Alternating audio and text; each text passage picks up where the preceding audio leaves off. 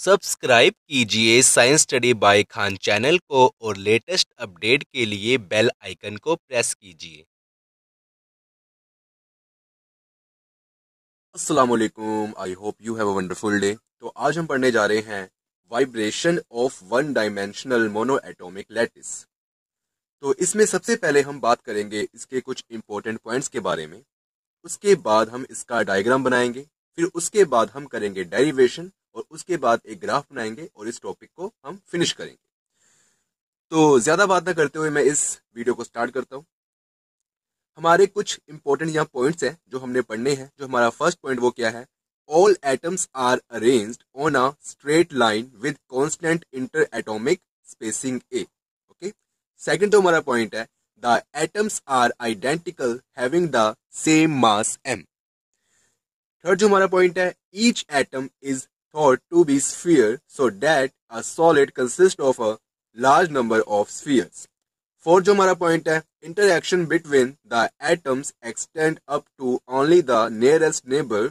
In other words solid is characteristics by short range forces. जो हमारा fifth जो हमारा पॉइंट है वो क्या है, each atom is connected with its neighbour by a spring of force constant beta.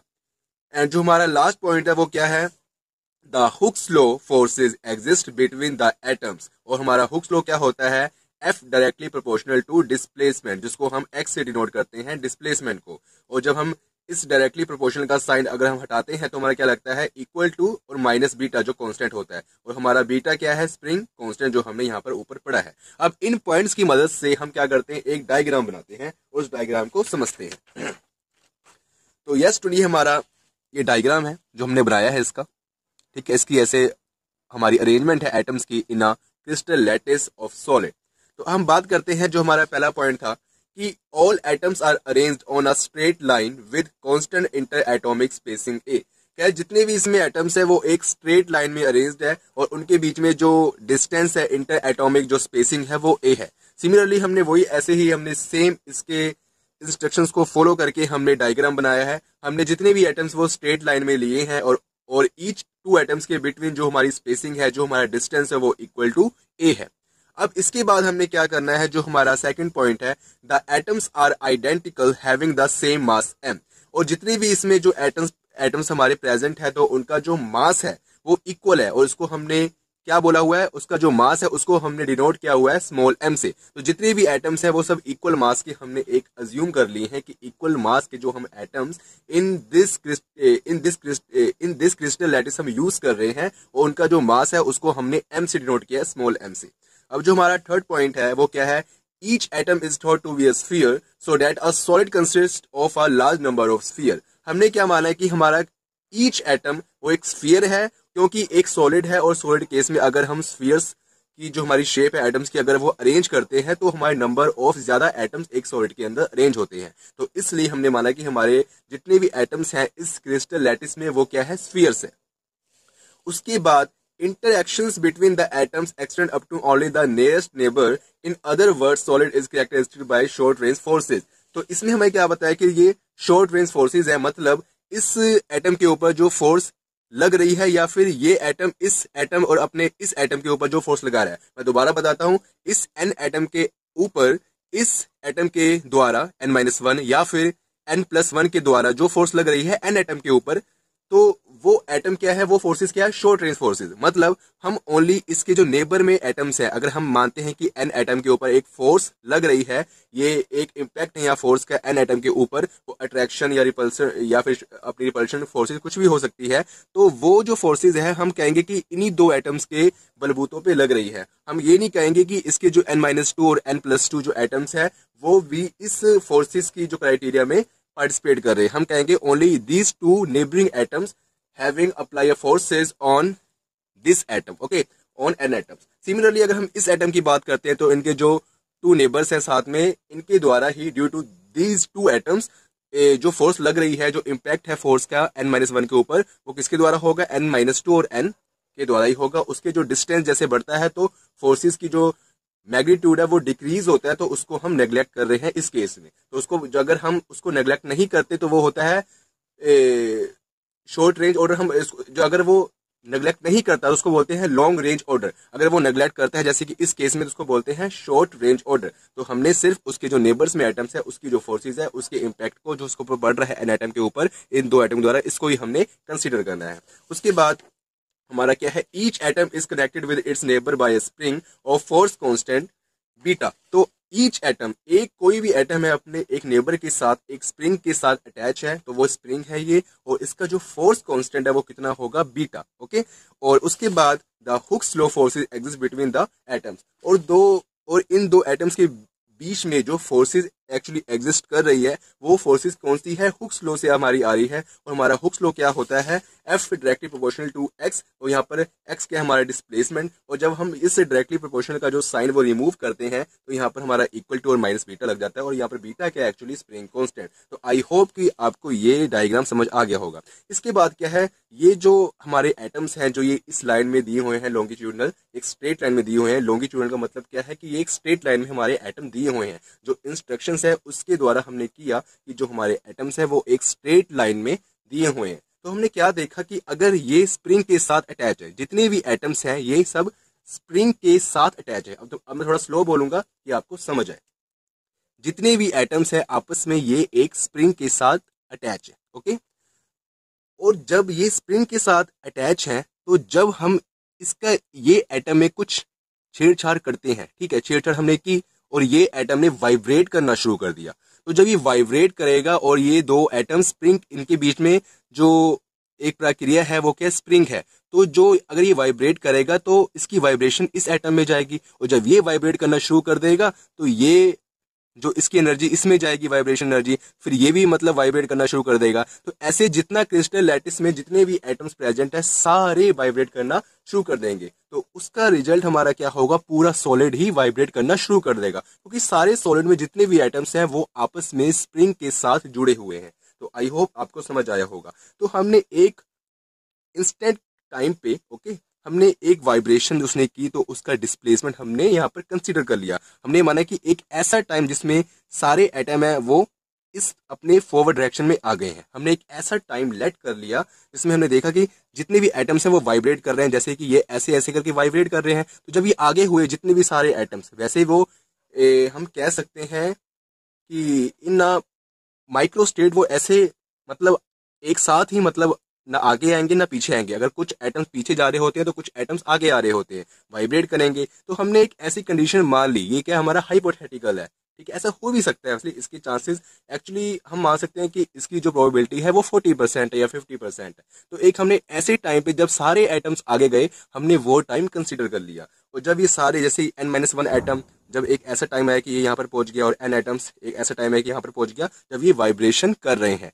तो हमने क्या माना कि इसकी जो ये मीन पोजीशन है, जैसे कि ये n एटम इसकी मीन पोजीशन से ये इतना डिस्प्लेस हो गया, तो उसकी हमने डिस्प्लेसमेंट नोट कर ली। हमने क्या किया, उसकी जो डिस्प्लेसमेंट है वो हमने नोट कर ली। जैसे कि हमने अगर ये डिस्प्लेस हुआ अपनी मीन पोजीशन से तो ये हो गया xn। सिमिलरली जो हमारा n-1 एटम है उसकी जो डिस्प्लेसमेंट होगी xn-1। सिमिलरली जो हमारे और एटम है xn-2, xn-3, xn+1, xn+2 और xn+3, तो ऐसे इसकी डिस्प्लेसमेंट हो गई।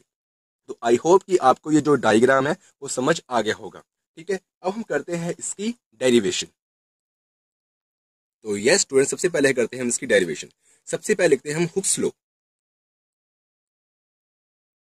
हुक्स लॉ वो हमारा क्या था, F directly proportional to x, और जब हम इस डायरेक्टली प्रोपोर्शनल के साइन को हटाएंगे तो हमारा लगता है F equal to minus beta x। Okay, अब हमने क्या देखना है, डायग्राम देखें कि n एटम के ऊपर इस n+1 एटम के द्वारा कितना फोर्स लग रहा है, और उसके बाद n एटम के ऊपर इस n-1 एटम के द्वारा कितना फोर्स लग रहा है। हमने ये दो चीजें देखनी है। सबसे पहले हम बात करते हैं, इसको मान लेते हैं f डैश, और f डैश क्या है हमारा, जब n एटम के ऊपर n+1 एटम के द्वारा फोर्स लग रहा है, तो उसको हम देखते हैं, तो यहाँ पर आ जाएगा minus beta xn minus xn+1। उसके बाद f डबल डैश, ये क्या है, जब n एटम के ऊपर n-1 एटम के द्वारा फोर्स लग रहा है, तो वो क्या होगा, minus beta xn minus xn -1।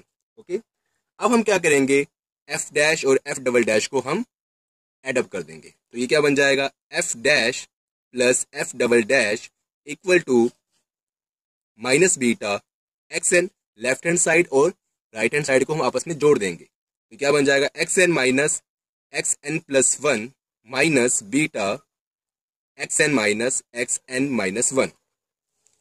अब इसके बाद ये एफ डैश और प्लस एफ डबल डैश ये क्या बन गया, एफ।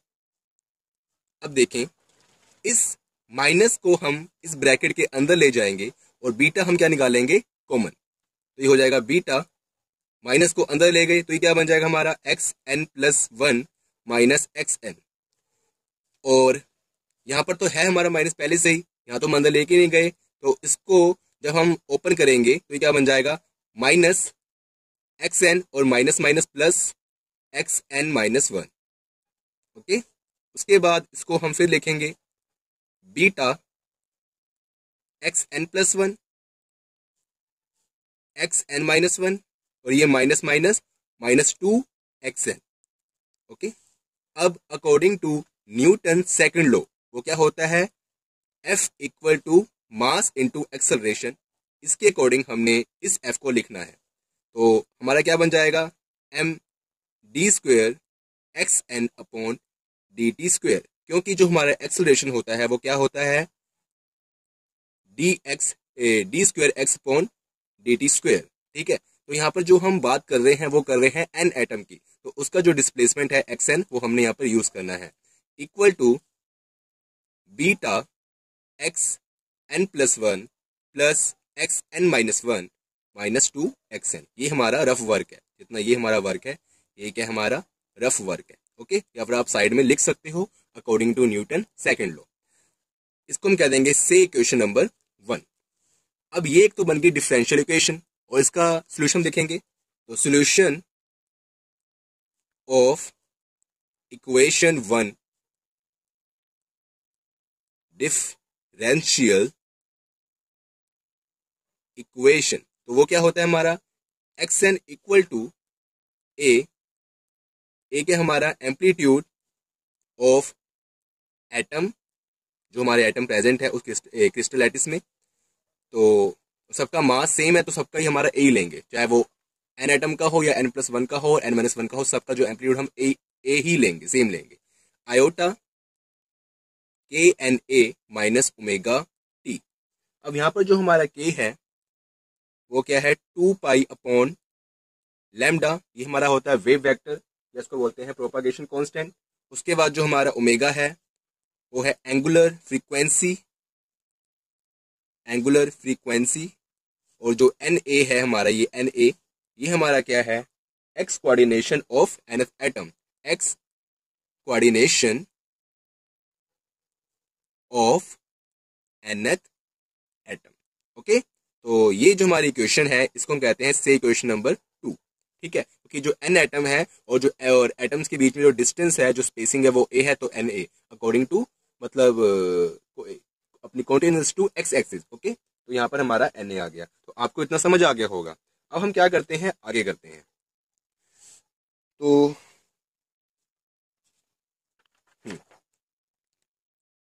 यस स्टूडेंट, ये हमारा क्या बन गया, x n a exponential iota k n a minus omega t. अब हमने क्या करना है स्टूडेंट, इसको हमने डिफरेंशिएट करना है विद रिस्पेक्ट टू टी। तो हम करते हैं d upon d t x n, देखें विद रिस्पेक्ट टू टी करना है, तो ये एक्सपोनेंशियल, ये ए क्या कांस्टेंट है, एक्सपोनेंशियल तो सेम ही आ जाएगा, तो हम लिखते हैं इसको A exponential iota k n a minus omega t. और हमने जो डिफरेंशिएट करना है वो करना है विद रिस्पेक्ट टू टी, तो यहाँ पर टी प्रेजेंट है, तो यहाँ पर आयोटा है, अंदर मल्टीप्लाई होगा, तो ये क्या बन जाएगा, यहाँ पर बन जाएगा माइनस आयोटा ओमेगा। इसको हमने फिर डबल डेरिवेटिव करना है, इसी को हमने फिर डिफरेंशिएट करना, तो हमें मिलेगा डबल डेरिवेटिव।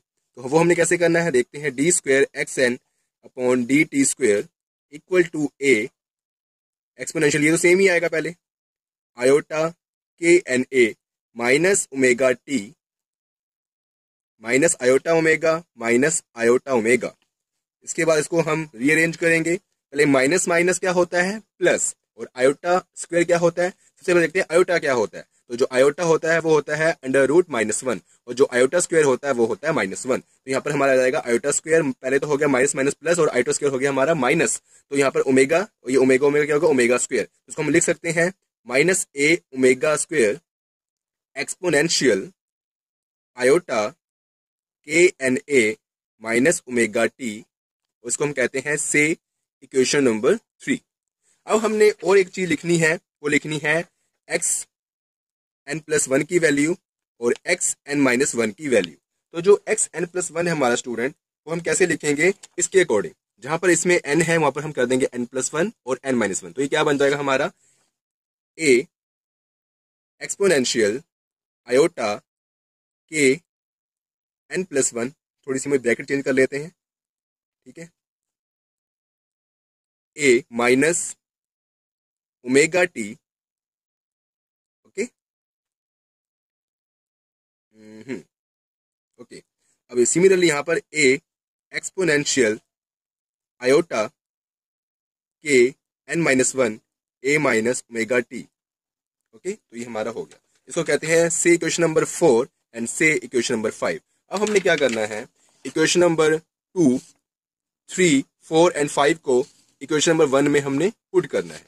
हम करते हैं put equation number 2, 3, 4 and 5 in equation number 1 we get. तो हमें क्या मिलेगा, देखें, सबसे पहले यहाँ पर है m, तो लिखते हैं हम m। उसके बाद डबल डेरिवेटिव की जो वैल्यू हमारे पास आई है, जो हमारे पास ये वाली वैल्यू है, जो ये वाली वैल्यू एक्चुअली इक्वेशन नंबर 3, इसको पुट करते हैं यहाँ पर।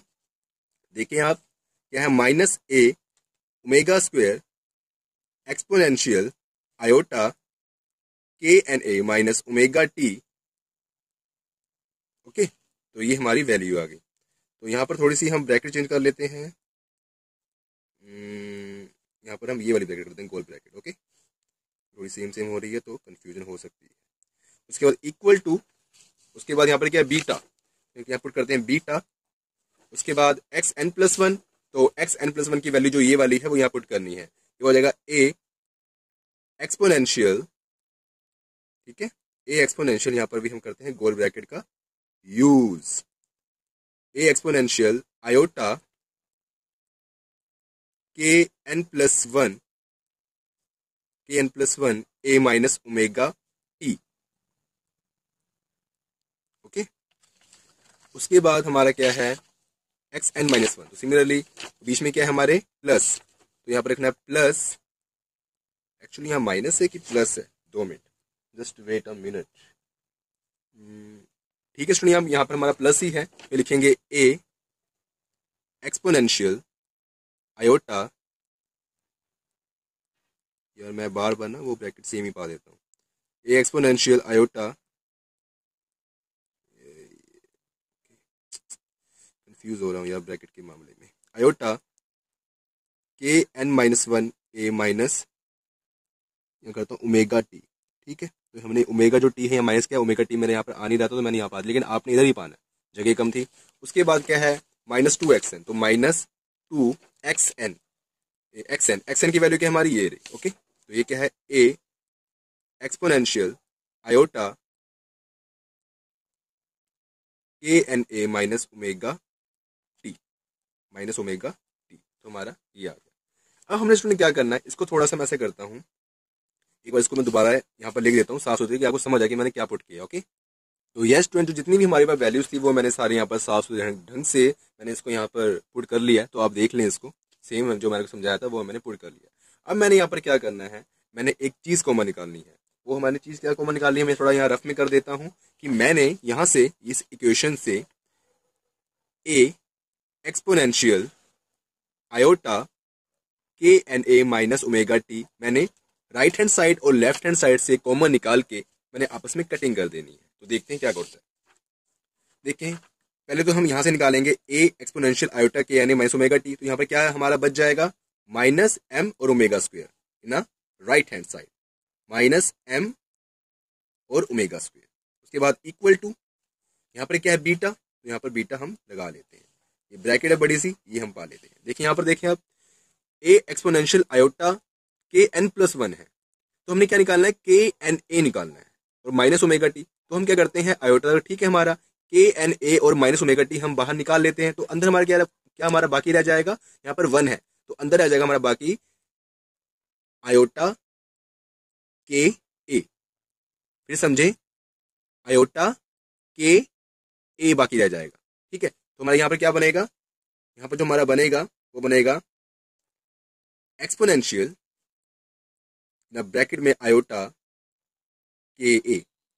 ओके, सिमिलरली जो हमारा ये प्रोसेस है, यहाँ पर माइनस वन है, तो यहाँ पर सेम प्रोसेस है, यहाँ पर आयोटा के हमें बाकी रहा है हमारा, तो इसमें क्या रहेगा, माइनस आयोटा के, तो plus exponential minus iota k ए। उसके बाद ये क्या है, माइनस टू, यहाँ से पूरा निकल जाएगा, तो माइनस टू। ओके, तो हमारा ये यहाँ पर रिमेनिंग रह गया, बाकी रह गया। अब इसको हम लिख लेते हैं जो उसकी रियल फॉर्म होती है, जैसे हम एक्सपोनेंशियल लिखते हैं वो हम वाली फॉर्म में लिख लेते हैं थोड़ा इजी करने के लिए। ये भी रियल फॉर्म है, वो भी रियल फॉर्म है, तो एक्चुअली इसको हम थोड़ा समझने के लिए अच्छी तरह हम जो इसको ई पा के लिख लेते हैं एक्सपोनेंशियल को, ये हमारा बन जाएगा ई आयोटा के ए plus E minus iota k ए माइनस टू। अब इससे हमने ए माइनस बी होल स्क्वायर का फॉर्मूला बनाना है, तो हम क्या करेंगे, वो क्या होता है, हम इन नेक्स्ट स्टेप में करते हैं, थोड़ा हमारा साफ हो, तो m omega square equal to beta exponential two iota k a upon two plus exponential minus two iota k a upon two minus two. अब देखें मैंने यहाँ पर स्क्वेयरिंग कर दी ऊपर और नीचे, अगर मैंने ऊपर टू पाया तो नीचे भी मैंने टू पाया, तो ये हमारा एक्चुअली कोरेस्पॉन्ड हो गया। सिमिलरली यहाँ पर है और ये है माइनस टू। अब देखिए ये क्या बन गया, a square plus b square minus two a b, जो हमारा फॉर्मूला होता है ए माइनस बी का होल स्क्वेयर। ये माइनस टू ए बी कैसे रह गया कि ये हमारा क्या है, ए और बी के हमारा टू ए बी होता है, तो ए हमारे यहाँ पर क्या है, ये रफ में करता हूँ, iota k a upon to, तो यहाँ पर स्क्वायर है तो स्क्वायर को हटा के ये हमारा iota k a upon to क्या हो गया, ए हो गया, और बी क्या हो गया, minus iota k a upon to. और इसकी जो पावर जब हम ऐड करेंगे तो ये सेम पावर है, बस भी माइनस है, तो ये हमारा बच जाएगा एक्सपोनेंशियल पावर जीरो, और एक्सपोनेंशियल जो पावर जीरो होती है वो होता है वन के इक्वल, तो टू इंटू वन टू रह जाएगा। तो ये हमारा किस में कन्वर्ट हो गया, omega square minus m omega square beta exponential की power iota k a upon two minus exponential power minus iota k a upon two का होल स्क्वायर।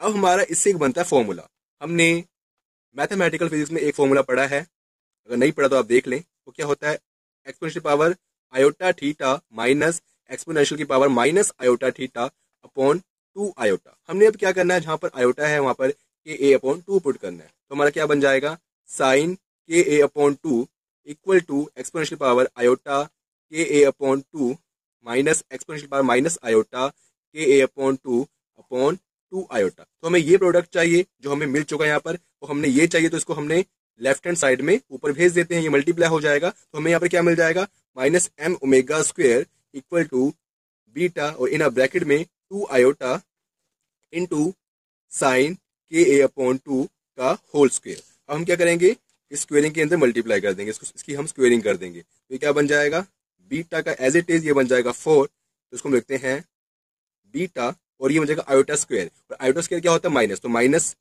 बीटा और ब्रैकेट में 4 sign square k a upon to. अब ये जो omega square है, देखो ये माइनस माइनस तो आपस में कैंसिल हो जाएंगे, और ये जो एम है हम एम को इस तरफ नीचे भेज देंगे, तो यहाँ पर आ जाएगा omega square equal to 4 beta upon m into sine square k a upon to. Okay, और अब हम क्या करेंगे, इस स्क्वायर को उस तरफ भेज देंगे, तो ये क्या बन जाएगा, प्लस माइनस 4 का रूट तो वो होता है 2 बीटा अपॉन एम रूट में, और ये क्या साइन स्क्वायर है तो ये आ जाएगा sine k a upon to. और जो हमारी एंगुलर फ्रीक्वेंसी या फ्रीक्वेंसी वो ऑलवेज पॉजिटिव होती है, क्योंकि अभी इस केस में क्या है, इस चैप्टर में क्या पढ़ रहे हैं कि angular frequency in solid state, तो वो हमेशा ही पॉजिटिव होती है, या फिर हम कह सकते हैं कि जो फ्रीक्वेंसी है हमारी इन इजी लैंग्वेज वो हमेशा ही पॉजिटिव होती है। तो हमारा क्या बन जाएगा, हमने जी हमारी जो वैल्यू पॉजिटिव हमने वही लेनी है, तो 2 root beta upon m into sine k a upon 2। तो जो हमारी ये इक्वेशन है ये काफी इंपॉर्टेंट इक्वेशन है और इससे हम आगे ग्राफ भी बनाएंगे। इसको बोलते हैं डिस्पर्सिव रिलेशन। ठीक है, अब थोड़ी सी इसमें हम रीअरेंजमेंट करते हैं थोड़ी सी, और बाकायदा इसी इक्वेशन को आगे हम ग्राफ में यूज करेंगे। लेकिन थोड़ी सी इसमें जो इन बुक्स काफी बुक्स में दिया होता है जिसमें कहते हैं स्टिफनेस कांस्टेंट वगैरह, हम वो देखते हैं और थोड़ी सी इसमें हम रीअरेंजमेंट करते हैं। चीज वही रहेगी, थोड़ी सी हमने इसकी जो वैल्यू है उसमें पुट करनी है। हम देखते हैं पहले, तब आपको समझ आएगा। तो yes student, let C be the stiffness constant. अब देखते हैं इसको, ठीक है, थोड़ा समझे इसको। और ये जो स्टिफनेस एक्चुअली क्या होता है, तो हमारी जो स्टिफनेस होती है वो होती है फ्लेक्सिबिलिटी। और जो हमारा स्टिफनेस होता है वो किसके इक्वल होता है, फोर्स अपॉन स्ट्रेन। ठीक है, और जो हमारा स्ट्रेन होता है, फोर्स को हम एफ से डिनोट करते हैं, जो हमारा स्ट्रेन होता है वो होता है एक्स अपॉन ए। मतलब जो हमारा स्ट्रेन है वो किसके इक्वल होता है, change in length upon total length of the string. A हमारा डिनोट कर रहा है total length of the string, और जो एक्स हमारा जो है, या फिर हम एक्स ही ले लेते हैं ओनली, एक्स जो हमारा डिनोट कर रहा है वो कर रहा है change in length of the string. तो यहाँ पर एक्स अपॉन ए हमने स्ट्रेन की जगह लगा लिया। अब हमने क्या करना है, हम इसको अरेंज करेंगे। तो यहाँ पर होगा c upon a equal to f upon x, और जो एफ अपॉन एक्स होता है अकॉर्डिंग टू हुक्स लॉ वो किसके इक्वल होता है, c upon a equal to beta, और हमारे यहाँ पर आ जाएगा c equal to beta a. एक हमारी ये वैल्यू आ गई। अब हमने करना है लीनियर मास डेंसिटी, तो उसको हम करते हैं, लिख लेते हैं लीनियर मास डेंसिटी। तो वो हमारा क्या होता है, उसको हम रो से अपना डिनोट करते हैं। वो हमारा होता है लीनियर मास डेंसिटी, तो mass upon total length of the string. तो length of the string, length of string, तो मास को हम डिनोट करते हैं एम से, और लेंथ को हम डिनोट करते हैं टोटल लेंथ ऑफ स्ट्रिंग ए से। तो ये हो गया हमारा rho equal to M upon ए। अब हमने क्या करना है, ये दो वैल्यूज को हमने इस डिस्पर्सिव जो हमारा रिलेशन है इसमें हमने फिट करना है। तो हम क्या करेंगे, हमें क्या चाहिए, बीटा ए और एम अपॉन ए। तो हमारे यहाँ बीटा और एम है, हम क्या करेंगे इसमें अब आगे ओमेगा इक्वल टू 2 हम थोड़ा कोरेस्पॉन्ड करेंगे। यहाँ पर बीटा ए तो हमने बना लिया है और ऊपर ए से हमने मल्टीप्लाई कर लिया, और नीचे क्या एम, तो क्या बन गया बीटा ए और एम अपॉन ए। तो यहाँ पर क्या बन गया ए स्क्वायर, ये रूट के अंदर है तो नीचे हम कोरेस्पॉन्ड करने के लिए यहाँ पर ए लगा लेते हैं, और sign k a upon 2। Okay, तो आई होप कि आपको समझ आ गया होगा कि मैंने यहाँ पर ए क्यों लिया, क्योंकि ये ए स्क्वायर है और ये रूट के अंदर है। तो इसको हम लिखेंगे 2 अपॉन ए। ए क्या हमारा total length of the string, तो बीटा ए हमारा क्या है सी, और एम अपॉन ए क्या हमारा rho equal to sign k a upon 2। अब उसके बाद जो हमारा ये रो होता है, रो सी अपॉन अंडर रूट सी अपॉन रो, ये हमारा होता है वी एक्स। ये क्या होता है, velocity of the sound in a solid case. ठीक है, velocity of the sound in a solid case, और इसको हम बोलते हैं अपना अकाउस्टिकल। क्या बोलते हैं, अकाउस्टिकल। अकाउस्टिकल क्या है, ये है ग्रीक वर्ड है जिसका मतलब होता है साउंड। ओके, तो ये क्या है, velocity of the sound in solid case. Okay, और यहाँ पर जो हम साउंड को रिप्रेजेंट कर रहे हैं अकाउस्टिकल, जो कि ग्रीक वर्ड है। ठीक है, यहाँ पर हम वी एस से बस भर देंगे, v equal to 2 upon a into v s upon sine k a upon 2। ये मैंने काफी दूर दूर लिख दिया, आपने पास पास लिखना है। ठीक है ना, ये इंटू का साइन है जो मैंने पाए हैं। अब हमारा क्या है, हमारा इतना काम तो हो गया। अब हमने क्या करना है, इस डिस्पर्सिव रिलेशन से हमने एक ग्राफ प्लॉट करना है, और वो जो ग्राफ होगा ओमेगा और के बिटवीन होगा। तो ये काफी ज्यादा इंपॉर्टेंट ग्राफ है, आप इसको जरूर देखना।